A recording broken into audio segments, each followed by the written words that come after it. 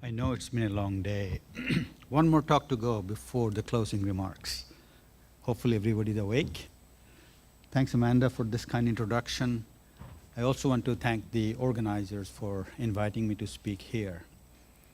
Like Dr. Heron, I've been coming to Ireland also for almost 10 years, and this is my second trip to Cork. And with the new relationship, I know I'll be coming here many more times.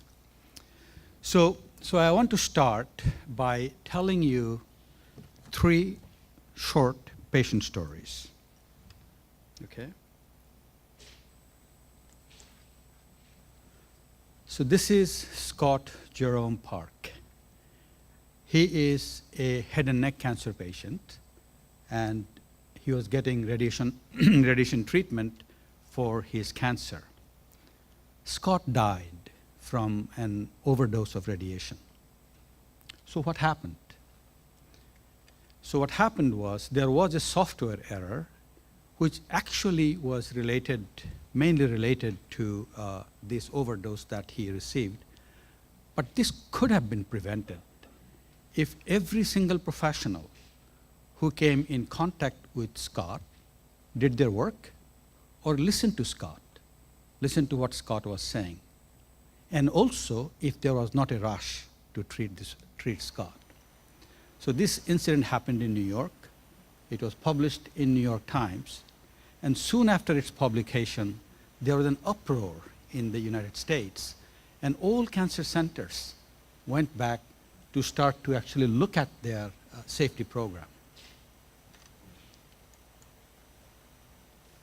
That's Betsy Lehman. She's a breast cancer patient and also a Boston Globe reporter. Betsy also died. She was receiving chemotherapy, and she died from an overdose of chemo drug that she was getting. 4 times the dose of cyclophosphamide that she got. So what happened here? It was an ambiguous prescription. There was a prescription error, and that led to the cause of her death. And this happened at a major institution, Dana-Farber Cancer Institute. It's the teaching hospital of Harvard. And this incident also received national attention. And there is Erin Cook. She was having surgery to have an ovarian tumor removed. She remembers going to sleep. And she also remembers searing pain of her being sliced open. So at the end of the surgery, she was told that there was some problem with the anesthesia equipment. The anesthesia that she was supposed to get, she got 5% of that. So you see, incidents like this are happening. It has been happening in the past. It's happening today. And it will be happening tomorrow. So the question is, what can we do about it?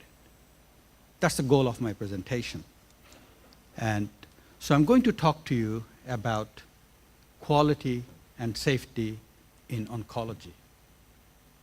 I'll tell you about some small tools. They're very effective, that if you put it in your clinic, that's going to enhance the quality and safety of your program.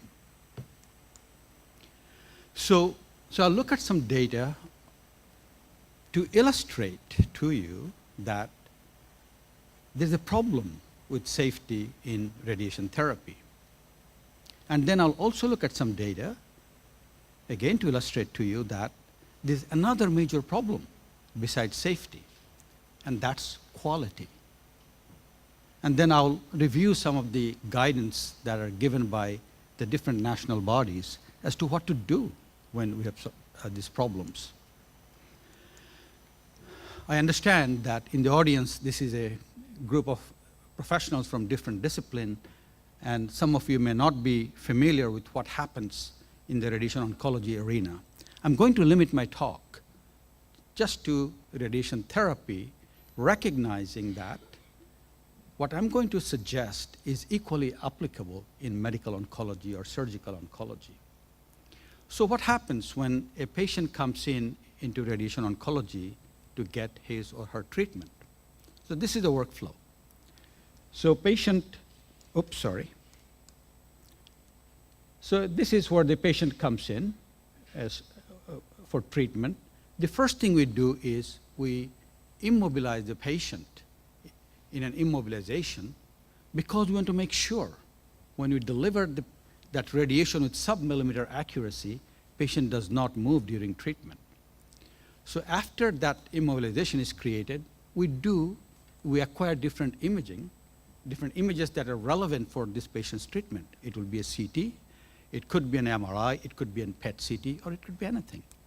So once those images are acquired, that information is then it goes to a computer system, and the physicians then go into that computer and delineate where the tumor is, the target is, and the different critical structures are.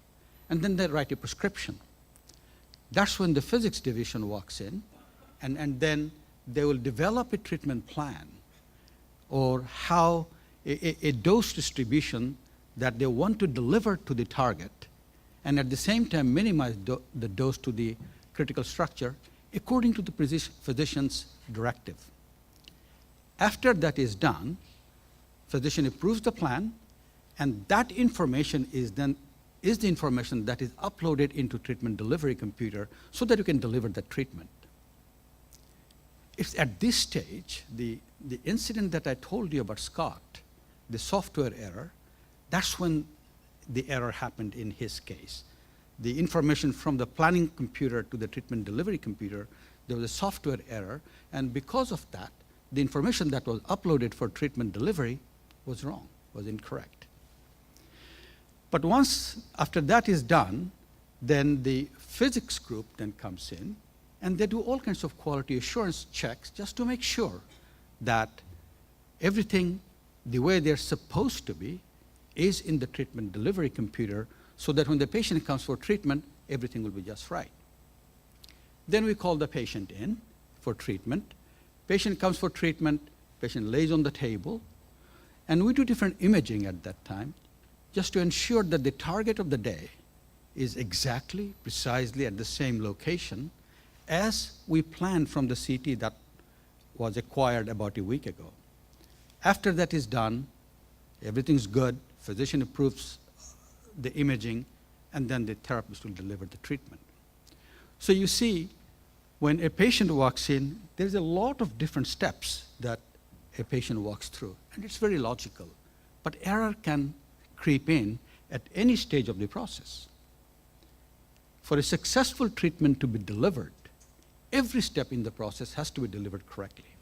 And if an error creeps in, that will propagate through the path and can cause harm to the patient. Okay? So that's the process. So what I'm going to do next is review some data that's in the literature about some incidents that have happened. The New York State requires the reporting of data. They've been doing it since 1985. So from the cumulative data set between 2001 and 2009, what they report is that the serious incidence rate is 0.012% per course. A course is the entire length of the treatment that a patient goes through. So in other words, there are one serious treatment in every 10,000 courses. And they define serious as an incident where a patient will need a follow-up care. Soon after the publication in New York Times of Scott's incident, Varian put on their website this information about serious incident rate, and then they removed it. Soon after, they uploaded it. So they said that, according to them, the serious incident rate is 0.0001% per treatment, not a course. In other words, there is a serious error in a million treatments. So if you make a conservative estimate that there are about 20 treatments per course, then there will be about one serious error in 50,000 courses. And that's their definition for serious incident. And then the UK experience that came from the report towards safer radiotherapy, according to them, the serious incident rate is 0.003% per course. In other words, 3 in every 100,000 courses. So just from these 3 experiences, I'm going to ask a question. Is safety really an issue in radiation therapy? However, safety is actually not an absolute concept. So we have to reframe the question. I'll ask the question a bit differently. Is radiation therapy as safe as other activities in which we have no concern in participating? So in order to answer that question, I need something to compare to. So safety in airline industry is considered by the safety gurus to be the gold standard. So we can take the safety from flying in an airline as a comparator.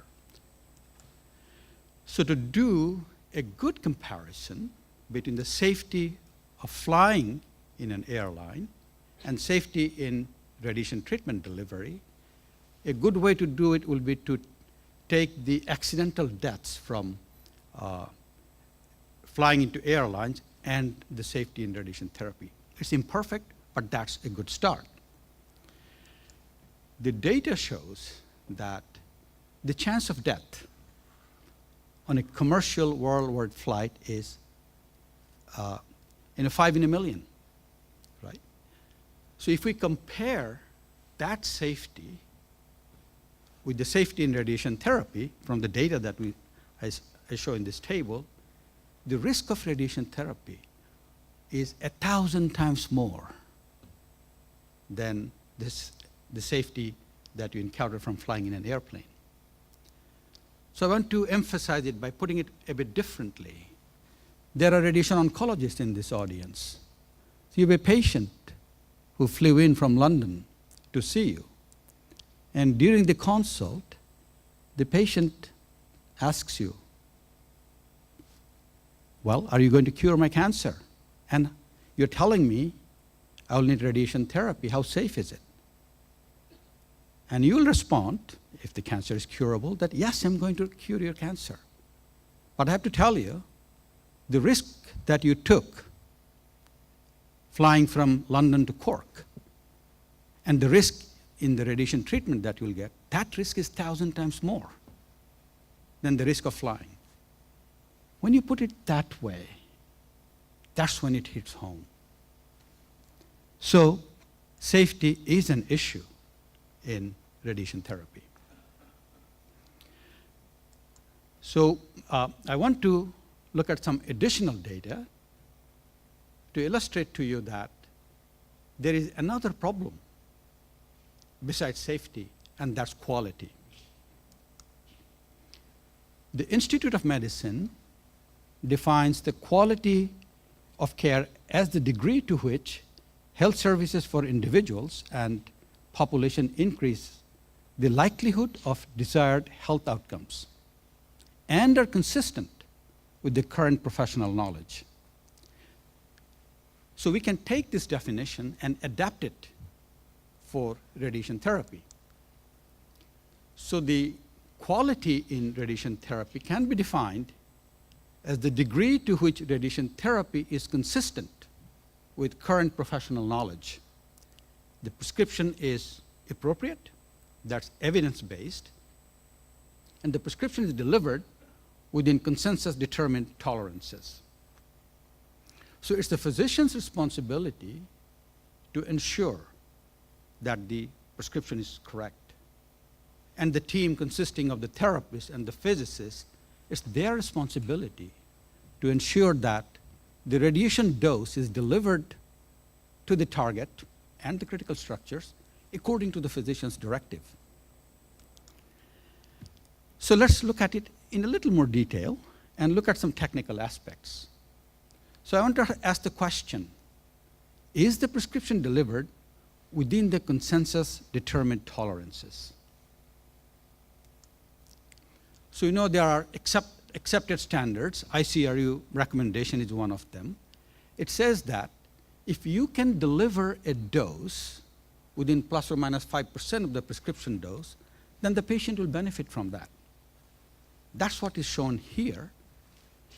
I don't know that you can see here. There is a central line there. That's the prescription dose.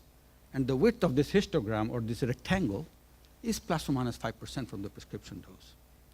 So if we can deliver a dose that is within this blue rectangle, then the patient will benefit from receiving radiation treatment.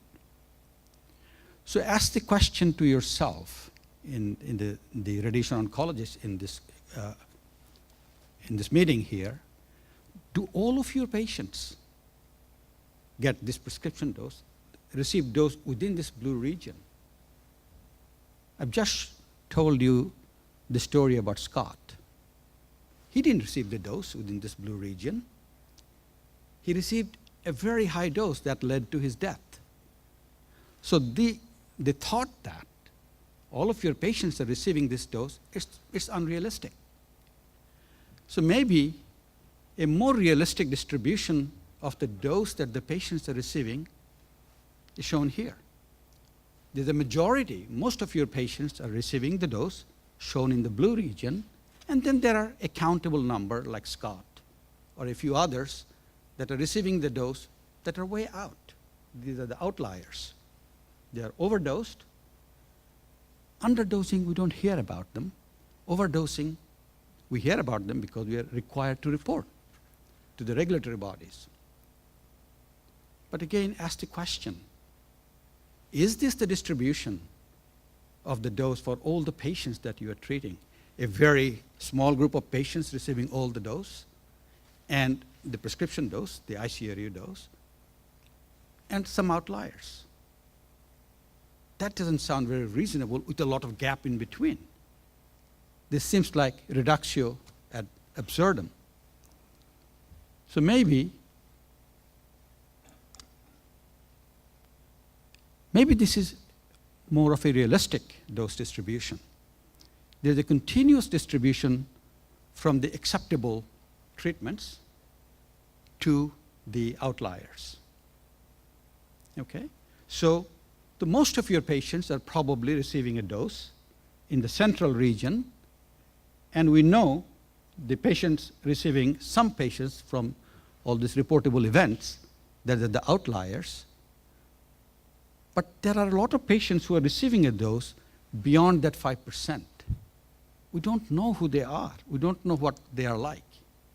And that's what I'm showing here between these two dotted lines.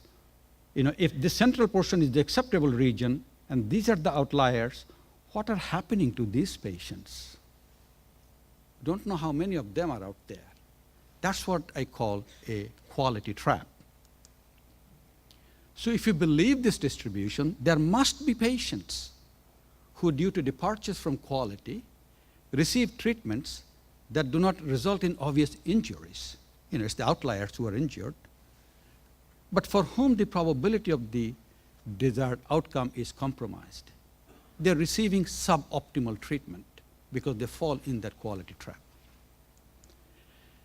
So what I'm going to do now in the next few slides, is try to make an estimate of the number of patients that fall into this quality trap. In order to do that, I'll make some assumptions. This may be wild, but they'll be fairly reasonable, and I'll try to justify that. So let's make 3 assumptions. That the distribution of the deviations can be represented by what we physicists call a Gaussian curve. It's like that, okay? And there's data in the literature to suggest that the distribution of the deviation from the prescription dose is like that. And let's also assume that the event rate is 0.001% per course. I showed you early in the table, the lowest number was 0.002, but I'm taking 0.001 just to be a little more conservative. And let's take that the threshold for harm is 20%, meaning that if a patient receives a total dose that is different from the prescription dose by more than 20%, then that patient will be harmed.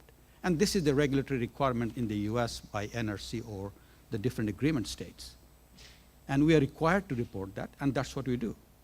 So if we take these three, make these three assumptions, then go and ask a physicist what will be the area under the curve and what's one standard deviation, and the physicist will come and say, okay, sigma is 4.5%. Let's now go become a little more conservative to this. This is with a 20% threshold. So let's try to figure out for those people who are in the compromised, the trap that I talked about. So let's assume that instead of 20%, the threshold for harm is 10%, and assume those two other, the assumption that I made. And if I go and do a calculation, and the area under the curve, outside of the target dose, plus or minus 10%, is 2.6%. So these are the patients who are outside of that inner dotted line. It's 2.6% of the patients. And this is an important number because I'm going to use this number to estimate the total number of patients that fall into that quality trap in Ireland, UK, and Italy together. I took Italy because that's where UPMC has some interest also.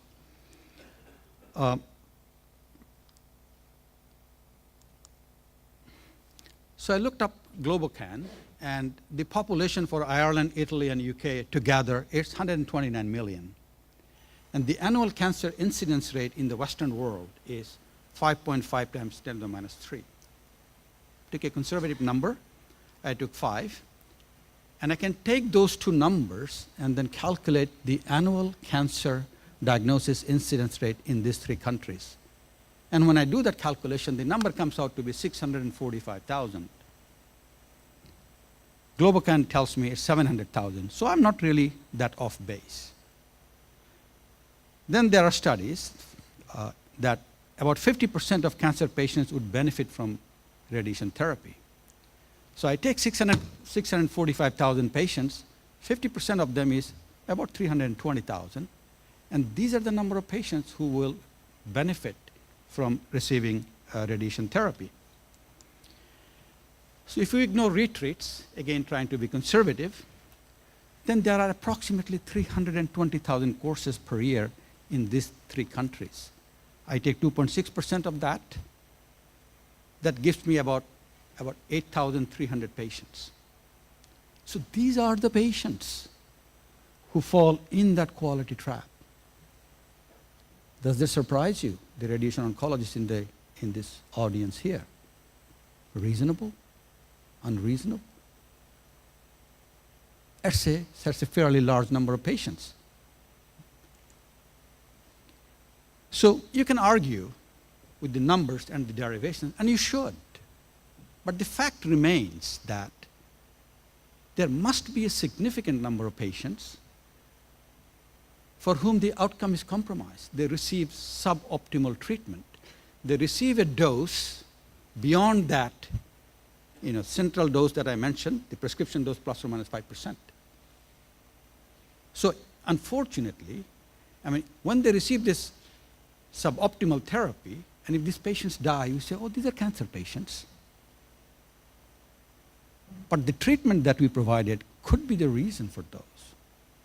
So hopefully, with these two examples, I have convinced you that we have a problem with safety in radiation therapy, and we also have a problem with the quality in radiation therapy. So what are you going to do about it?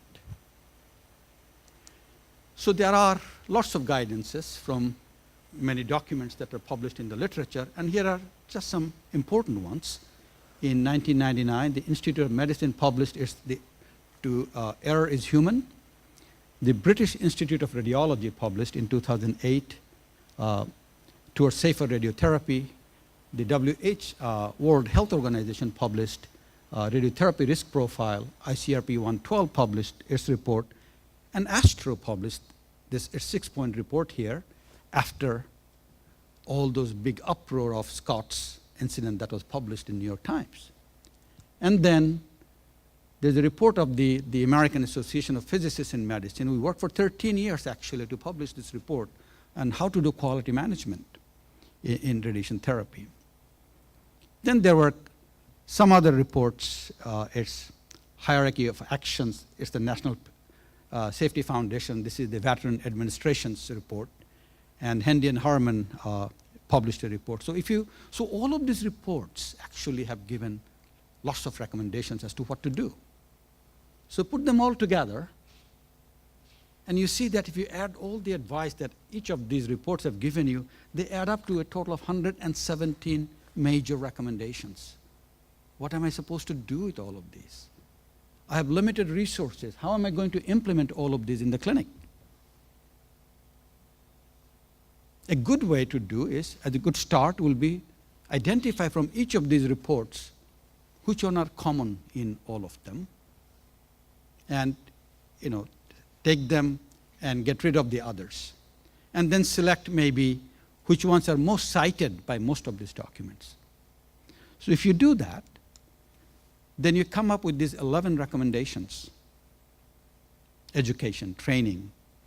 The numbers in the bracket are the number of the different reports that recommended that particular recommendation as to what to do in the clinic to address those.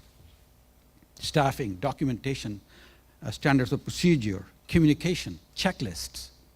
Communication is a major problem that we know that happens in the clinic. Accreditation, no interruptions.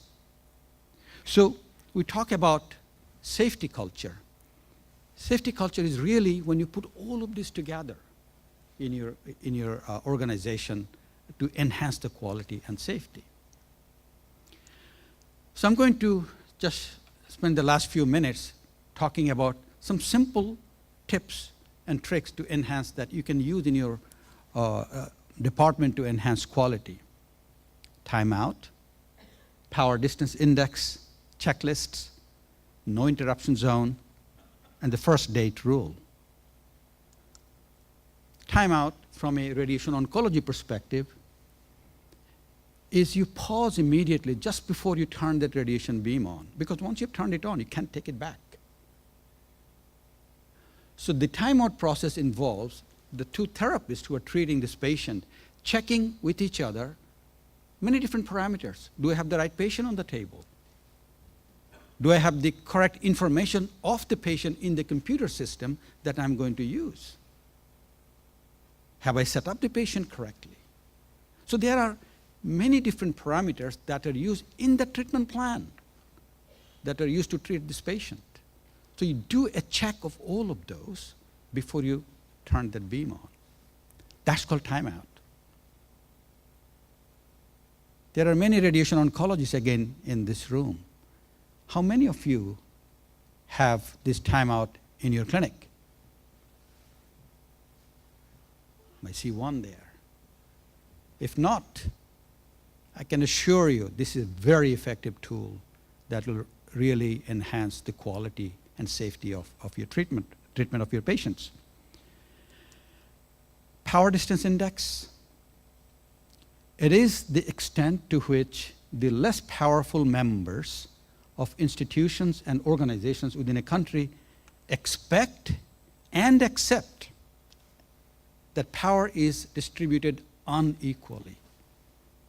What all of this means in simple language is there's a hierarchy in the department.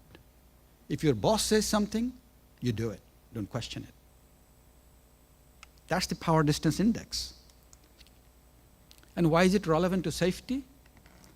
Because if the environment is such that we are afraid to question our colleagues or our bosses of errors that are most likely to slip through, that can have potential consequences.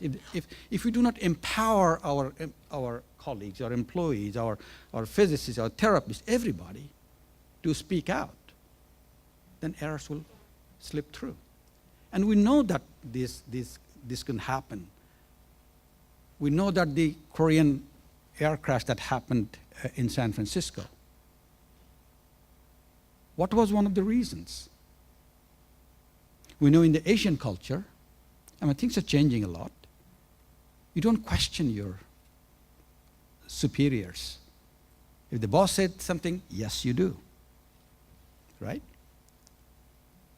And so the co-pilot, they knew what was happening, but couldn't question the pilot's decision. That was one of the reasons for this crash that happened. So power distance index is a major issue. Checklists.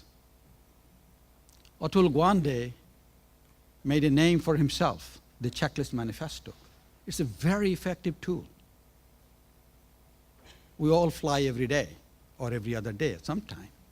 When you board that airplane, as you're boarding, you see the pilot and co-pilot. They're working diligently. What are they doing? They're using the checklist, checking what they're supposed to be doing. Is everything right or not? So it's a very powerful tool.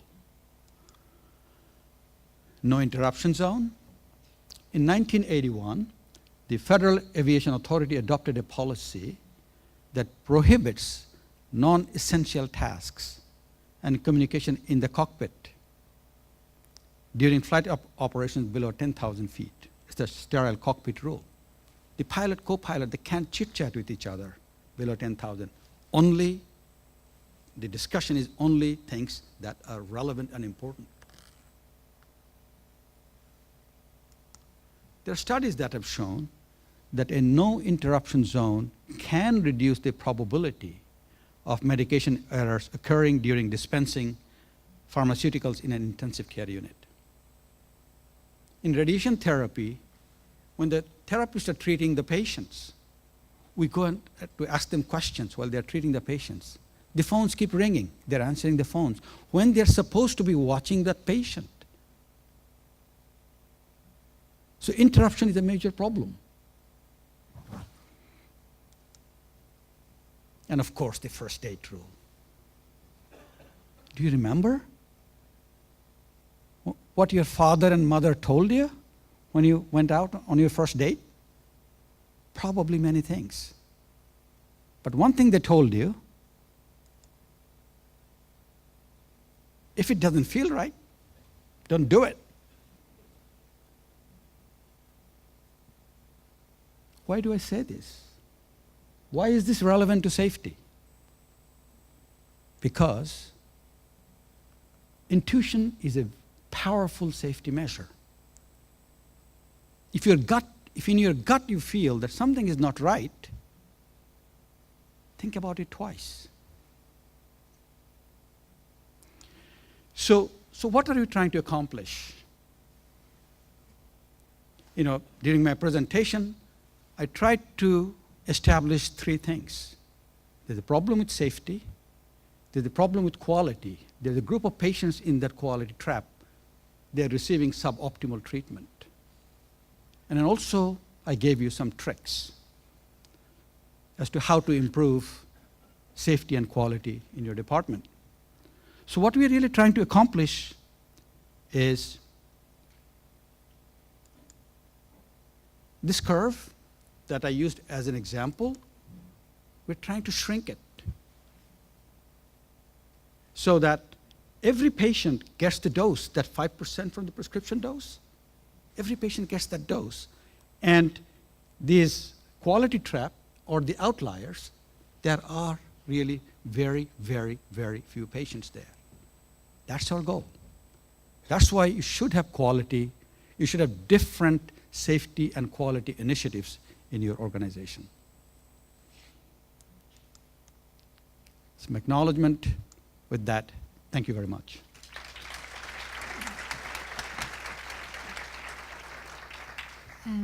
Thank you, Saiful, for a really, really great and well-presented talk on quality and safety. I think it's safe to say if we're going to put the patient at the centre of our care, we have a responsibility to provide quality and safety to those patients. Absolutely. Yeah. I think it comes to my head, with knowledge comes power, and with power comes great responsibility. And I think each of us, every individual within the healthcare sector, has a responsibility to ensure there is quality and safety. Are there any questions for Saiful?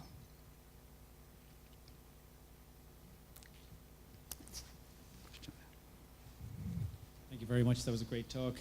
Is it possible to measure the radiation received versus the radiation planned so that you could kind of test your assumptions? Is it possible to do that, speaking as a medical oncologist who doesn't understand? Absolutely. You know, we have a lot of arsenal in our hand.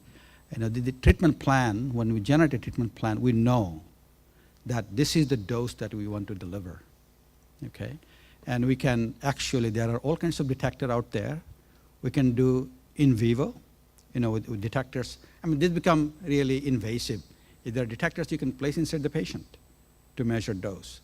There are situations you can simulate with the patient, and you know that I want to give a dose here at the target, here are the critical structures. You can measure all of those, actually. These are doable. And then you can compare that with what you have delivered. Actually, that's what some of the quality assurance that we do, you know, prior to delivery of, particularly for the Dr. Heron talked early on about radiosurgery, particularly for the cases that are very complex, and you are giving a higher dose of radiation per fraction. So you have to be very careful and your dose that you're delivering, you need to be very accurate about that. And we can do that, yes. Okay, I think that's all the questions. Thank you very for this much. evening. Thank you very much.